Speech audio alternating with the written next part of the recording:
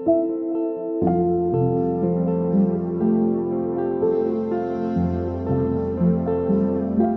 mapagpalang umaga po sa ating lahat sa dakilang pangalan ng ating Panginoong Diyos. Sa umaga pong ito ay nabigyan na naman tayo ng panibagong pagkakataon upang muling papurihan at dakilain ang pangalan ng ating Panginoong Diyos. Sabi nga po sa aklat ng Timoteo, unang Timoteo, chapter 1, verse 17, purihin natin at luwalhatiin magpakailanman ang iisang Diyos, Haring walang hanggan, walang kamatayan at di nakikita. Amen. Yan, kaya po ating patuloy na ibalik lahat ng papuri at pasasalamat, pagdakila at pagluwalhati sa pangalan ng ating Panginoong Diyos, pagkatunay na deserve niya ang mataas na papuri at pagsamba sa Kanya. Kaya po sa umagang ito, naway nahahanda ang puso ng bawat isa sa atin. Let us pray for a pure heart na handang magpuri para sa ating Panginoong Diyos. At pag-aawitan po ay pangungunahan ng worship team at ang opening prayer po ay pangungunahan ni Sister Manchu. Purihin ng Diyos at isang mapagpalang umaga po sa ating lahat. Tunay nga na ang araw na ito ay punong-puno ng pagpapala. Amen? At tayong lahat ay pinagpala ng ating Panginoong Diyos. Kaya naman nararapat na sa araw na ito, tayong lahat ay magpuri, sumamba sa ating Panginoong Diyos. Ang sabi po sa mga awit, chapter 51, verse 10, isang pusong tapat sa aking likhain, bigyan mo o Diyos ng bagong damdamin. Ating hiningin sa ating Panginoong Diyos na sa gagawin po natin pagpupuri at pagsamba ay pagkalooban na tayo ng isang pusong tapat, isang pusong dalisay. Purihin ng Diyos.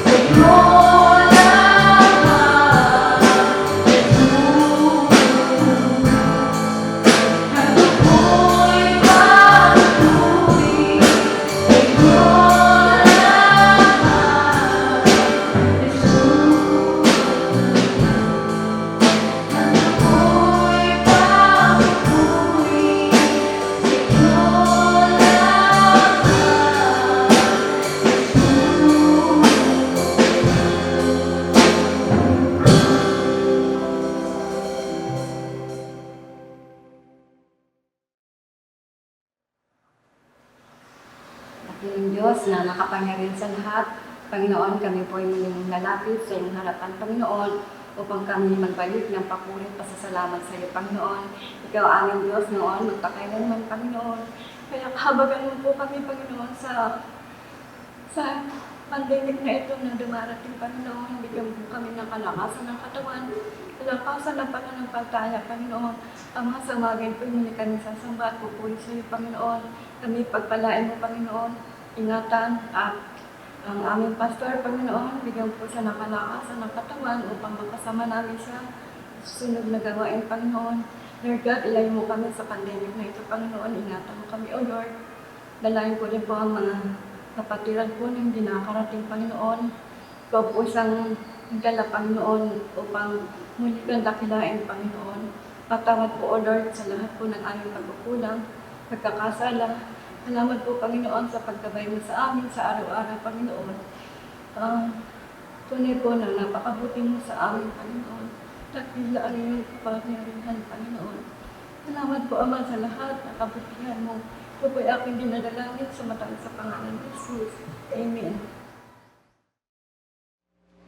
Purihin ang Diyos at isang malakas na palakpak po para sa ating Panginoon Diyos. Patuloy tayo maawit at sasamba sa ating Panginoon ang sabi po sa mga awit 118. Purihin si Yahweh sa kanyang kabutihan, pag-ibig niya'y tunay, laging tapat kailanman. Kaya patuloy tayong maawit at sasamba, patuloy tayong mag-aalay na ating pasasalamat sa ating Panginoon Diyos. Purihin natin ang ating Panginoon. Praise God! Panginoon,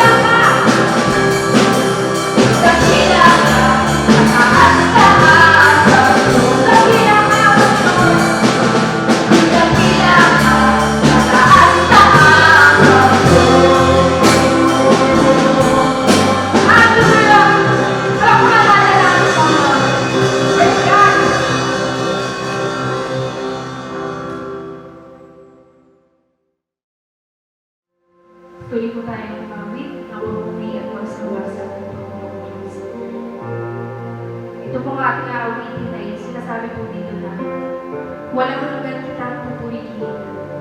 Nawa, masubukan tayo ng ating Panginoong Diyos na tapat, hindi lang sa ating mga inaabot, kundi sa ating puso at sa ating isipan tayo ay nagiging tapat sa ating Panginoong Diyos.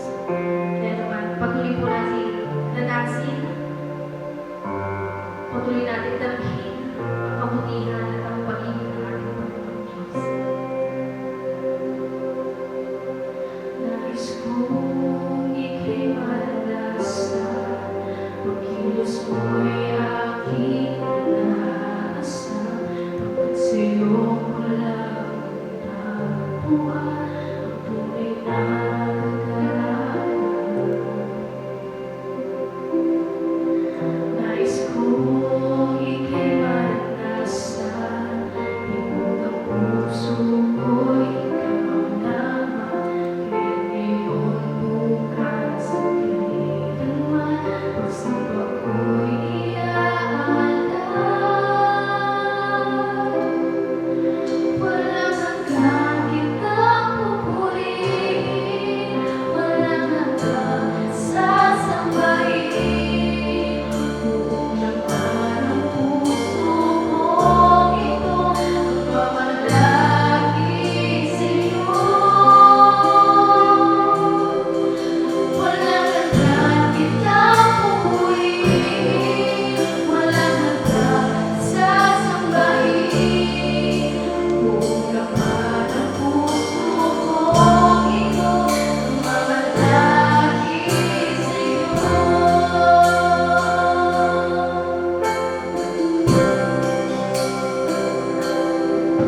Nais ko'y ika'y malasan, pagkubos mo'y aking inaasahan, pagkat sa'yo ko lang nagkabuhat ang tunay na kagalakan.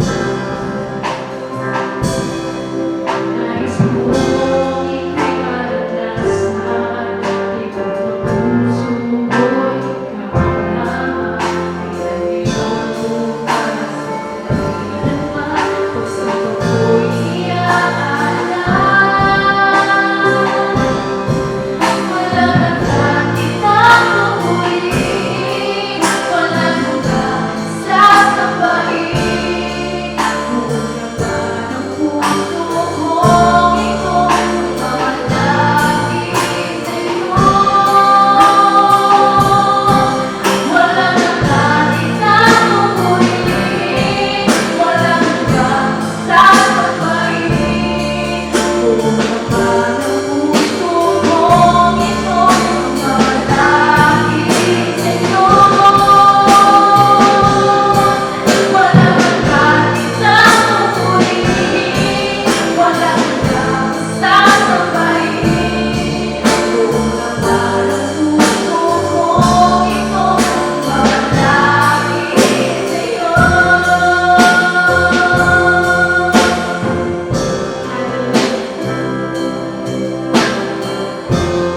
Gamitin po natin ang oras na ito para personal na sambahin ang ating Panginoon Diyos. Ikaw at ang Diyos natin. Utusan natin ang ating kaluluwa, magpuri at sumamba sa nag-iisa at Panginoong Diyos. Ibigin po natin ang ating mga sabihin natin, pasensya na lang.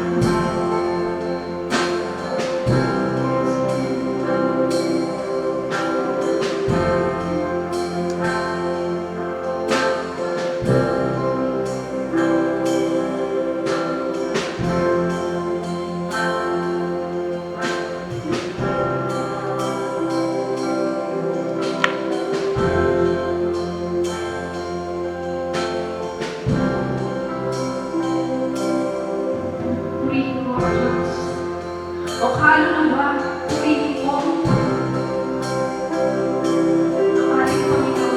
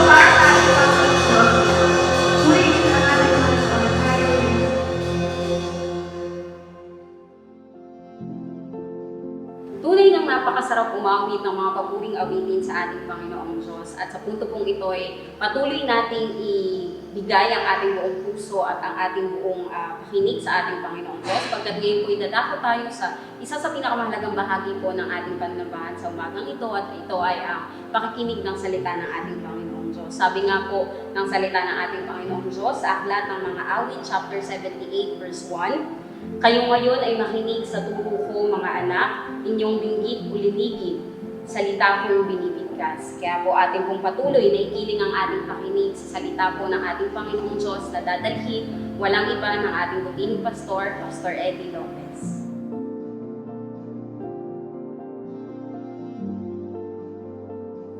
Magandang umaga sa inyong lahat, mga kapatid, sa pangalan ng ating Panginoon Kristo.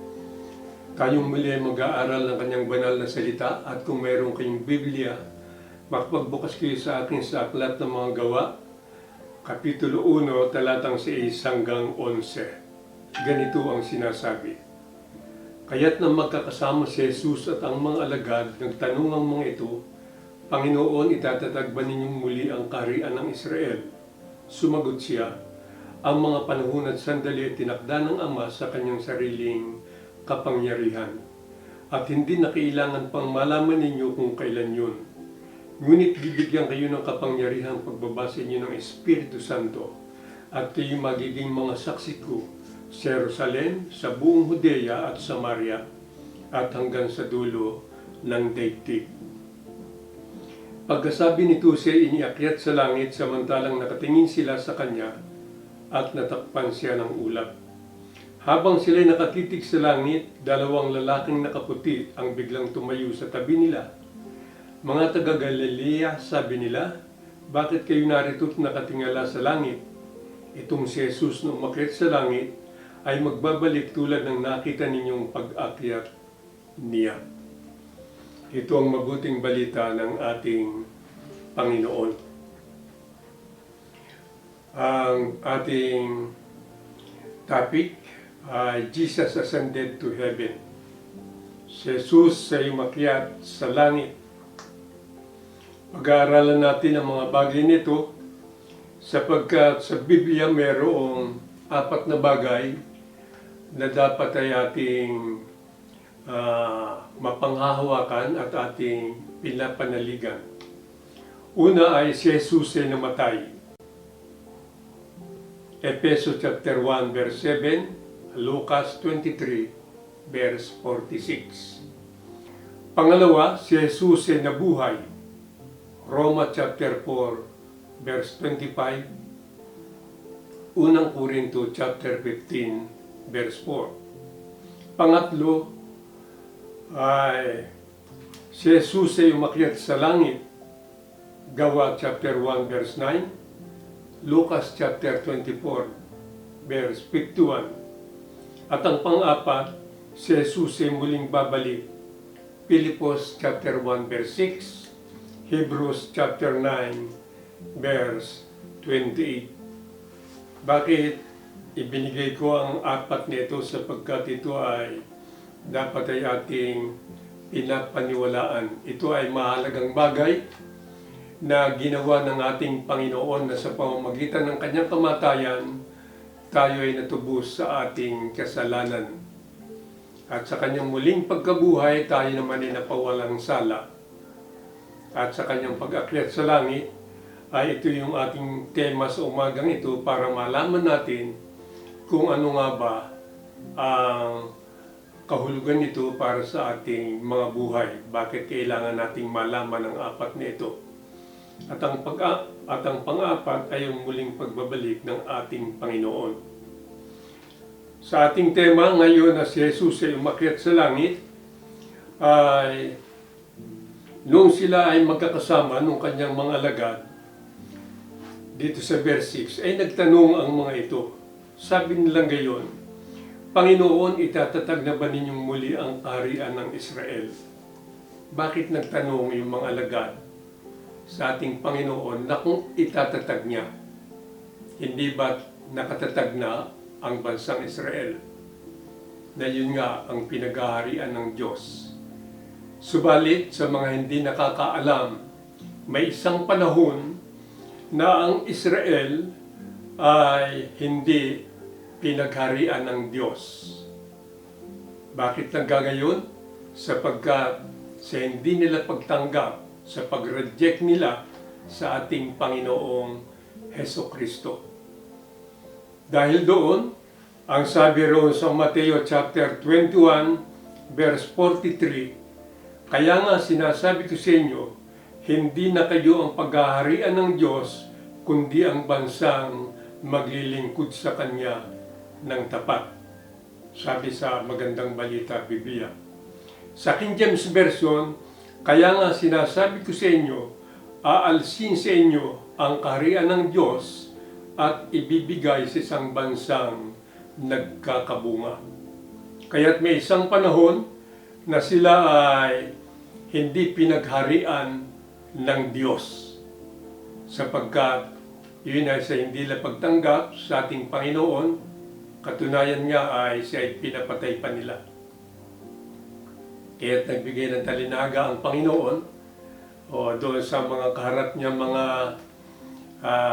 matatanda sa iglesia nung kapanahunan niya, sa mga eskrib at pariseyo, nagbigay siya ng isang talinhaga na sabi niya gayon ay mayroong isang tao na mayroong bukid, nagtanim ng ubas, at pagkatapos ay gumawa siya ng pisaan, pagkatapos nagtayo pa siya ng bantayan, at iniwan niya sa kanyang mga manggagawa, sa kanyang mga alipin. At noon dumating yung takdang panahon, nakukunin niya yung kanyang kaparte, ay ang ginawa ng mga tao, doon sa sinugong nauna ay binugbog. Pangalawa, pinagbabato nila, pinatay.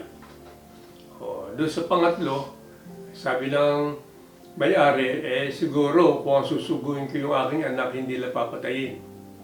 Pero pinatay rin nila. Yun ay kumakatawan na sa ating Panginoong Heso Kristo. Kaya nga, sabi ngayon yung batong itinakwil ay siya naman yung naging saligan. O yung iba natisod dahil sa hindi nga sila nanampalataya. Kaya makikita natin na nagtanong yung kanyang mga lagad kung itatatag ba niyang muli sapagkat pansamantala ay iniwan nga sila. Ganito yung pangyayari tungkol sa paliwanag na yan. Dito sa 11 ng Roma ay ating mababasa sa chapter 11 verse 25 hanggang verse 32. Mga kapatid, may isang hiwaga na ibig kong malaman ninyo para hindi maging mataas ang palagay ninyo sa inyong sarili. Ang pagmamatigas ng bayang Israel ay pansamantala, hindi panghabang panahon. Ito'y tatagal lamang hanggang sa makalapit sa Diyos ang kabuong bilang ng manghintil. Sa gayon maliligtas ang buong Israel ayon sa nasusulat, magbubuhat sa Sion ang tagapagligtas, papawiin niya ang kasamaan sa lahi ni Jacob, at ito magiging tipangkusan sa kanila pag inalis ko na ang kanilang mga kasalanan. Sa kalalaganap ng mabuting balita, sila'y naging kaaway ng Diyos upang magkaroon kayong manghintil ng pagkakataon. Ngunit ayon sa pagkahirang, sila'y mahal pa rin niya alang-alang sa kanilang mga ninuno. Sapagkat ang Diyos ay hindi nagbabago ng isip tungkol sa kanyang mga kaloob pagtawag. Dati masuwayin kayo sa Diyos, ngunit ngayon kinahabagan sa panahon ng pagsuway ng mga Hudyo. Gayun din naman sila naging masuwayin, ngayon kayo'y kinakahabagan.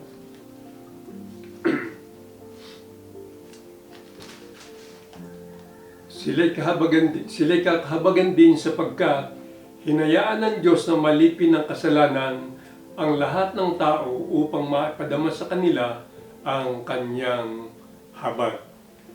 Kaya pansamantala ay iniwan sila ng Diyos.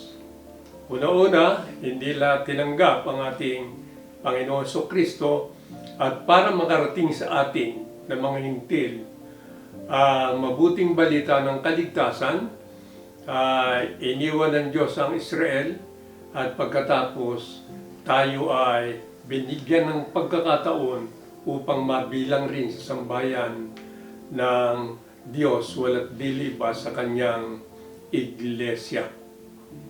O, kaya't kapag ka tinanggap mo ang Panginoon, sasabi kayo ng banal na kasulatan, ay wala ng pagkakaiba ang Hudyo, ang Griego, ang alipin, ang Malaya, ang babae, ang lalaki, lahat tayo iisa o sa harapan ng ating Panginoong Jesucristo.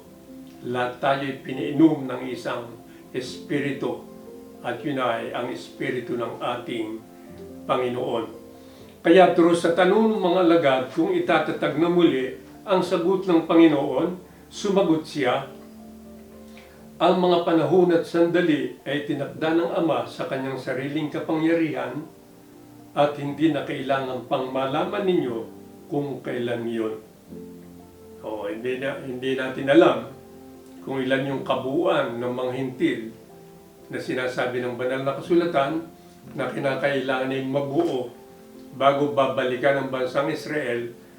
O, kaya kahit ako di ko alam yung bilang kung ilan yun, sapagkat hindi namang itinala sa Bible kung ilan yung kabuuang dapat maganap. Kaya nga, ito ay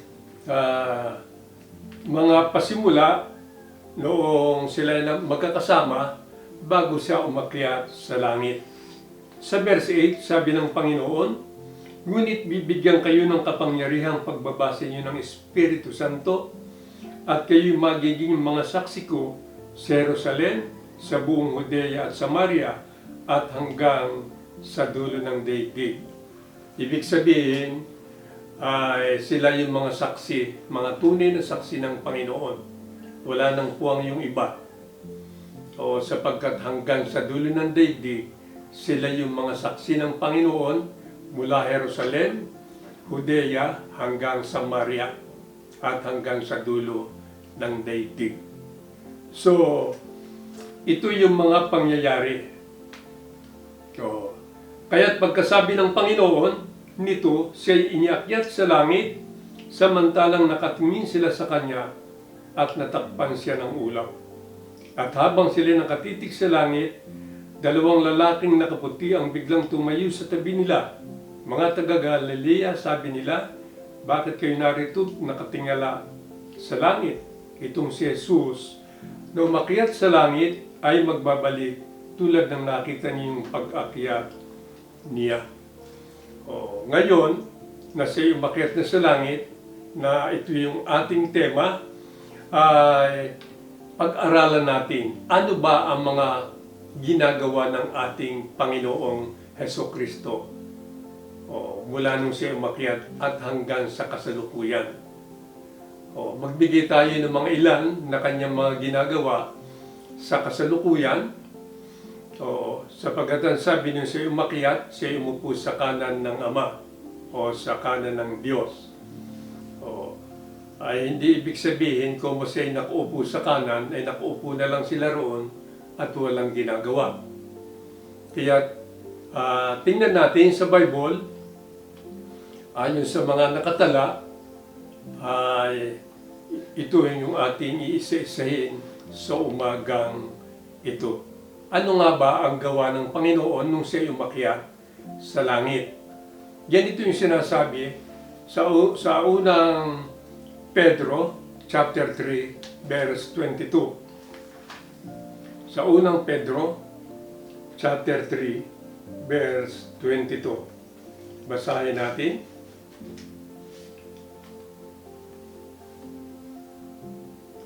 Na umakyat sa langit at ngayon nakaluklok sa kanan ng Diyos, naghahari siya roon sa mga anghel at sa mga kapangyarihan at lakas ng panlangit. So makikita natin ang Panginoon pala nung siya umakyat sa langit ay naghahari siya roon sa mga anghel at sa mga kapangyarihan at lakas ng panlangit. Siya yung may kapangyarihan doon. Bakit nagkaganon? Kung natatandaan ninyo, bago siya umakyat sa langit, nung bilinan niya yung kanyang 11 apostol, wala na si Judas Iscariote sapagkat nagtaksil na siya, yung 11 na lamang yung kanyang binilinan. Ang sabi niya rin sa Mateo chapter 28, verse 18, 19 hanggang 20, sinabi niya sa kanyang mga alagad, ibinigay na sa akin ang lahat ng kapangyarihan sa langit at sa lupa. Oo. Kaya humayo kayo at gawin yung alagad ko ang lahat ng bansa, bautismuhan ninyo sila sa ngalan ng Ama at ng Anak at ng Espiritu Santo. Tandaan ninyo, at pagdating sa verse 20, at turuang sumunod sa lahat ng pinag-uutos ko sa inyo, tandaan ninyo ako'y laging kasama ninyo hanggang sa katapusan ng sanlibutan. So, malinaw. Kaya nung siya umakyat, siya yung may kapangyarihan. Pag sinabi kong siya may kapangyarihan, hindi ibig sabihin sinasakop niya yung Ama. Hindi, sapagkat yung Ama ang nagbigay sa Anak ng buong kapangyarihan sa langit at sa lupa. Oo. Nililinaw ko yun. Bagamat siya ang may kapangyarihan sa langit at sa lupa, ang Ama ang nagbigay sa kanya ng kapangyarihang iyon. Kaya't hindi niya sinasakop ang Ama. O, yung lahat ng nasa langit, nasa kapangyarihan ng ating Panginoong Kristo. Ang sabi ni Apostol Pedro, sa mga anghel at sa mga kapangyarihang lakas na panlangit. O, so, yan ang mga gawa ng ating Panginoong Kristo. Ano pa? Tingnan natin si Hebrews, sa Hebrews chapter 8, verse 1 and 2. At may ganito tayong mababasa. Ito ang buod ng aming sinasabi, tayo'y may dakilang saserdote na nakaupo sa kanan ng trono ng kataas-taasan. Siya ay naglilingkod doon sa tunay na dakong banal sa toldang hindi itinayo ng tao, kundi ng Panginoon. Kasi dito sa lupa, ang tungkulin ng mga saserdote, yung mula sa lahi ni Levi, sila'y nag-ahandog. Lahat ng mga handog na dinadala ng mga tao, sila'y nagpaparating sa Diyos. Kaya yun naman ay anino lamang ng darating. Nang dumating ng Panginoon, doon sa langit, ay siya rin ay naglilingkod roon sa tunay na dakong banal, sa toldang hindi tinayo ng tao, kundi ng Panginoon. Sabing ganun.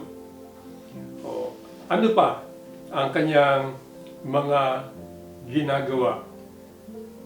Dito sa Hebrews chapter 7, verse 23, ay may ganito tayong mababasa patuloy. At para sa gayon ay ating malaman kung ano pa yung kanyang ginagawa hanggang verse 27. Hebrews chapter 7 verses 23 hanggang 27. Dati maraming saserdote ang naghahali-halili sapagkat namamatay sila at hindi nakapagpapatuloy sa panunungkulan. Ngunit si Jesus ay buhay magpakailanman at hindi siya mahalinhan sa kanyang pagkasaserdote. Dahil nga riyan, lubusan niyang maililigtas ang lahat ng lumalapit sa Diyos sa pamamagitan niya, sapagkat siya ay nabubuhay magpakailanman upang mamagitan para sa kanila. Si Jesus kung gayon ang dakilang saserdoteng makatutugon sa ating pangangailangan. Siya'y banal, walang kapintasan o kasalanan, nahihiwalay sa mga makasalanan at mataas pa kaysa sangkalangitan. Hindi siya katulad ng ibang mga dakilang saserdote na kailangang maghandog ng mga hain araw-araw. Unay para sa sarili nilang kasalanan, pagkatapos para sa kasalanan ng mga tao. Minsang naghandog si Jesus at yan ay magpakailanman nang ihandog niya ang kanyang sarili. So, dito ay malinaw na ang Panginoon ay namamagitan sa atin. O, siya ay nasa langit, siya ay namamagitan sa atin sa Diyos. Sabi nga sa 1 Timothy chapter 2, verse 5, meron tayong isang tagapamagitan sa Diyos at sa mga tao, ang taong si Kristo Jesus. Kaya na siya umakyat sa langit, siya pa rin yung namamagitan sa atin. At yung lahat ng ating mga inihahandog, siya yung nagpaparating. Yung lahat ng mga handog ninyo kung araw ng linggo, lahat ng mga ino-offering ninyo para sa Panginoon, ang Panginoon ang namamagitan sa atin, siya yung tumatanggap at sa ganon patungo sa kanyang Ama. O, sapagkat siya yung tagapamagitan. Hindi tayo nakakadirekta sa Ama kung hindi tayo ay ipinamamagitan ng Panginoong Hesukristo. So, sa ganoon ay tayo ay tinuturuan sa pamamagitan ng mga bagay nito. Ano pa yung ating mababasa sa banal na kasulatan? Dito sa Hebrews chapter 4 ay may ganito tayong mababasa sa verse 14 and 15. Hebrews chapter 4 verse 14 hanggang 15. Magpakatatag tayo sa ating pananampalataya, yamang meron tayong dakilang saserdote na pumasok sa kalangitan sa harapan ng Diyos. Walang iba kundi si Jesus na anak ng Diyos. Ang dakilang saserdote nating ito ay nakauunawa sa ating mga kahinaan. Sapagkat sa lahat ng para ay tinukso siyang tulad natin, ngunit hindi nagkasala. O ipinakikita pa rin sa atin. Kaya tayo, pag tayo nagpe-pray sa pangalan ng ating Panginoon Kristo, ay tayo ay humihingi ng habag sa Kanya, naunawaan niya.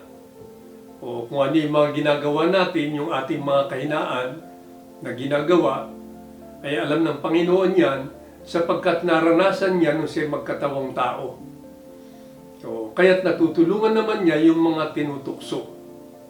O, danas na danas niya yan, kaya siya yung saserdoteng nakauunawa sa ating mga kahinaan. At siya yung saserdoteng tumutulong sa bawat isang mananampalataya. Kaya't yan ay trabaho ng ating Panginoon. O, marami siyang gawa. O, hindi natin kayang ubusin kung ano-ano ang mga gawa niya sa langit, subalit ipinakikita ko lamang yung mga nakatala sa Bible kung ano yung kanyang mga ginagawa roon. Para sa ganoon, ay alam natin kung ano na yung nangyayari sa ating buhay pananampalataya, samantalang hinihintay natin ang kanyang muling pagbabalik. Kaya, ang pag-akyat sa langit ng ating Panginoon ay ipinakikita na talagang ang Panginoon mula nang siya umakyat ay patuloy na sumusubaybay sa atin. Dahil ang sabi niya gayon ay sasamahan niya tayo hanggang sa katapusan ng sanlibutan. Sino yung mga sasamahan niya? Yung kanyang mga alagad. Sapagkat idinalangin tayo kasama ng mga apostol, lahat ng mananalig sa Ama, sa pamamagitan ng anak, ay tayo ay ipinag-pray na ng Panginoon. Mababasa natin yan sa buong chapter 17 ng 1. So, yan ang dahilan kung bakit mahalaga yung ginagawa ng ating Panginoon sa pagkakayat niyang muli sa langit. Siya yung bumaba, pagkatapos siya rin yung umakyat. Unang pagparito niya ay nung siya ay magkatawang tao, nung ipaglihi ni Maria. At yung second coming ay yun yung sa mga susunod, ay yun naman yung ating pag-aaralan. Kaya ito ay importante. Ano pa yung ginagawa ng ating Panginoon? Basahin natin yung sa Aklat ng Juan, chapter 14, verses 1 and 3. Huwag kayong mabalisa, manalig kayo sa Diyos at manalig din kayo sa akin. Sa bahay ng aking Ama ay maraming silid. Kung hindi gayon, sinasabi ko sana sa inyo, at paroroon ako upang ipaghanda ko kayo ng matitirhan. Kapag naroon ako at naipaghanda na kayo ng matitirhan, babalik ako at sasama kayo sa kinaroroonan ko. So ito rin ay isang ginagawa ng ating Panginoon. Nung siya umakyat sa langit, ang kanyang sabi ay manalig tayo sa Diyos at manalig din tayo sa Kanya.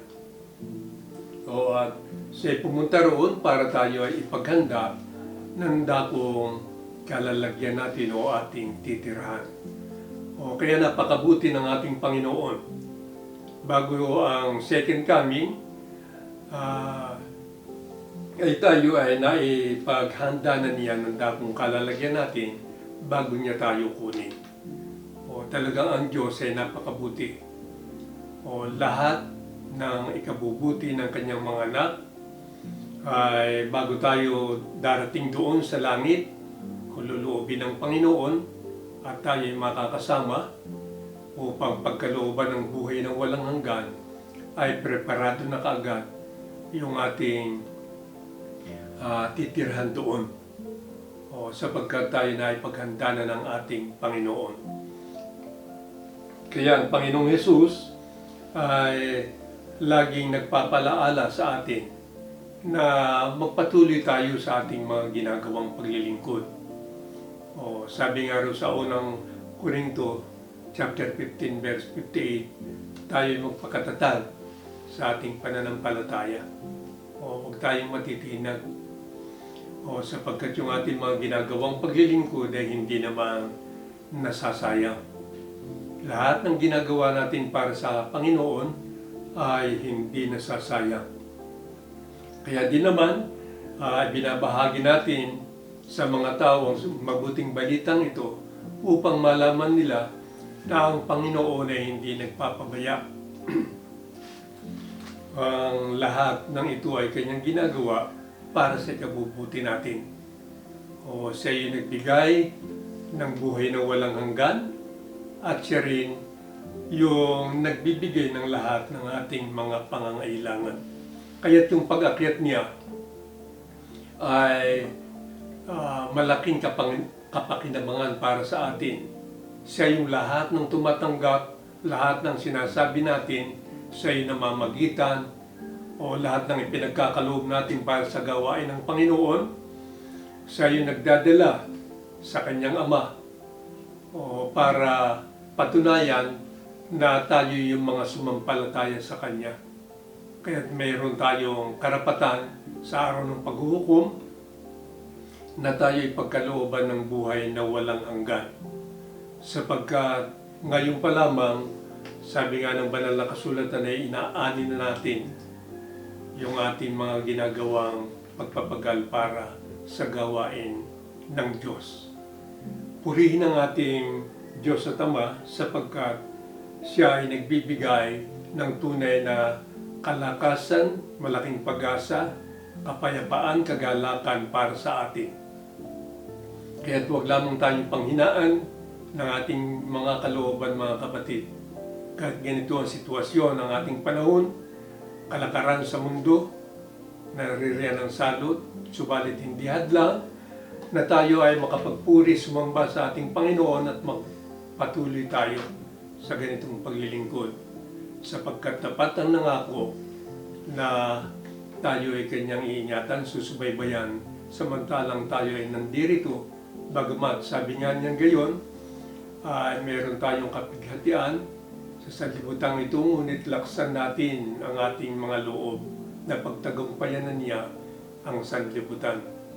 Ibig sabihin, kaya na nating pagtagumpayan sapagkat tinapos na ng Panginoon ang lahat ng gawain niya para sa ating ikabubuti.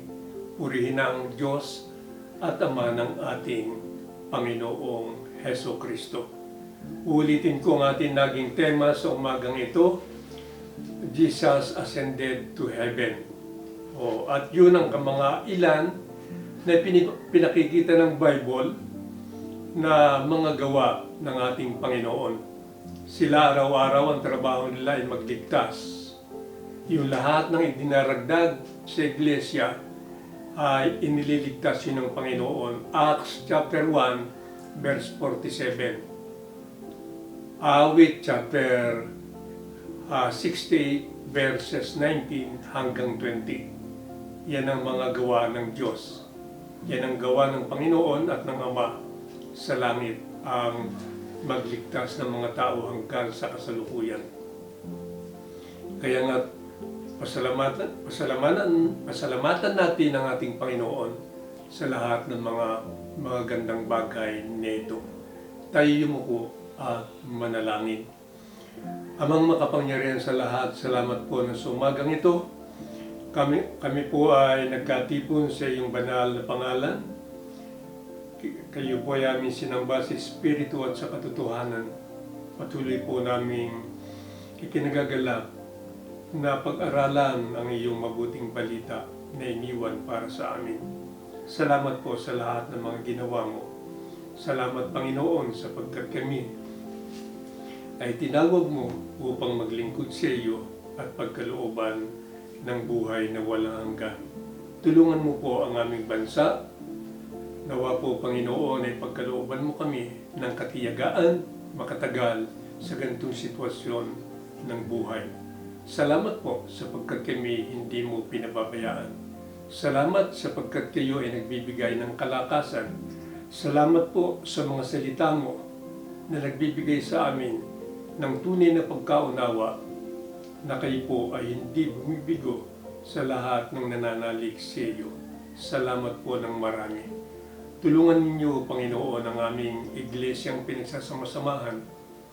Lubin po ninyo, Panginoon, na kami po ay ingatan, malayo sa lahat ng sakit at karamdaman sapagkat inilalagak namin ang aming mga pagtitiwala sa iyo. Salamat po ng marami. Ang anumang maihandog, Panginoon, ng aking mga kapatid, nawa po ito'y maging masamyong halimuyak sa inyong banal na harapan. Tulungan po ninyo ang bawat isa sa amin. Bigyan ng kalakasan at sa gayon, maging matagumpay po ang aming hinaharap sa aming mga buhay. Tulungan mo po, Panginoon, ang mga frontliners. Tulungan mo po sila kahabagan, Panginoon, ang lahat ng ginagamit mo para sa ikabubuti ng aming kapwa. Salamat po ng marami. Salamat sapagkat kami ay iyong kinakandili. Patuloy po, Panginoon, na bigyan ng kaginhawahan ang bansang ito sapagkat lubog na sa pagkakautang, Panginoon. Nawa po'y makaahon sa kahirapan at patuloy po kaming iingatan. Salamat po ng marami. Tulungan mo po ang lahat ng namamahala sa bansang ito. Bigyan ng tunay na pamamahala na mayroong malasakit sa kapwa at hindi pansariling pangailangan. Salamat po ng marami. At ang lahat po ng papuri pasalamat, hindi nasambit ng aming mga labi, mga hinain ng aming mga puso. Alam po namin na ito'y maipaparating ng banal na Espiritu. At ang lahat ng ito ay aming pinagpapasalamat sa makapangyarihang pangalan ng aming Panginoong Jesus. Amen. Amen. Praise God! Ngayon po ay magtatapos na po tayo sa ating gawain sa umagang ito at tayo po ay patuloy na umawit ng kabutihan ng ating Panginoong Diyos. Inaanyayahan ko po ang bawat isa na tayo po ay tumayo para po sa ating pangwakas na awitin at ang closing prayer po ay pangungunahan ni Sister Beth. Salamat sa kabutihan ng ating Panginoong Diyos. Tayo po ay patuloy na aawit at magbabalin ng pasasalamat sa ating Panginoong Diyos. Praise God. Mahal kita, managal ang iyong biyaya.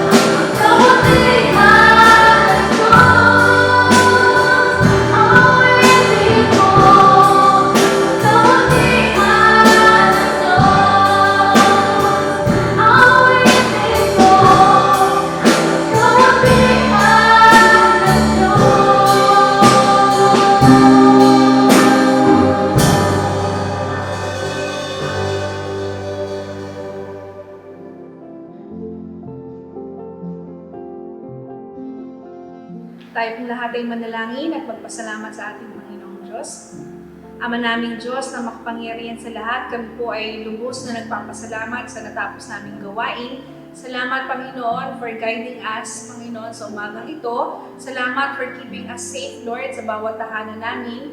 Hayaan mo, Lord, na kahit kami ay nasa aming mga tahanan o kung nasaan man kaming lugar, hayaan mo, God, na kami ay patuloy na makapagpuri sa iyo. Patuloy kaming magbigay ng parangal sa iyong pangalan, Panginoon. Lord, patuloy po namin dinadalangin at pinapasalamatan, Panginoon, ang bawat mensaheng na aming napakinggan sa umagang ito. Salamat, Panginoon, sa salita mo na nahayag sa aming kalagitnaan. Nawa ang bawat salita mo na ito, Panginoon, ay magamit namin sa aming buhay. Ito po ay tumubo sa aming mga puso at ito ay mamunga ng sagana sa aming mga buhay, Panginoon. Tulungan mo po kami na maging mabuting anak mo, Panginoon, saan man kami naroroon at anuman ang aming ginagawa. Panginoon, patuloy namin pinasasalamatan ang iyong pag-iingat sa amin, sa aming pastor, Panginoon, na nagdala ng iyong mensahe sa umagang ito. Panginoon, salamat po sa kanyang buhay.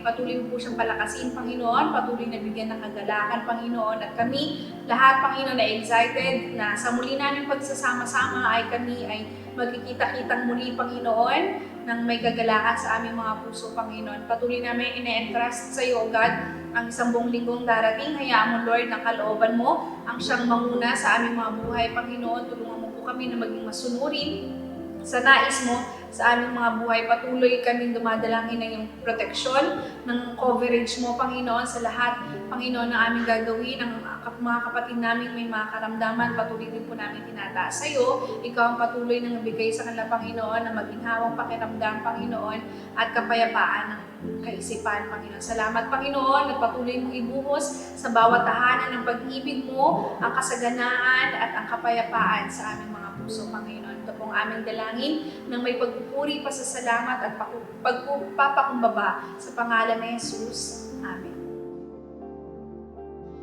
Ang pagpapala ng Panginoon Kristo, ang pag-ibig ng Diyos at ang pag-ipag-isa ng Espiritu Santo ay sumaating lahat, humayo tayong mapayapa. God bless, mga kapatid.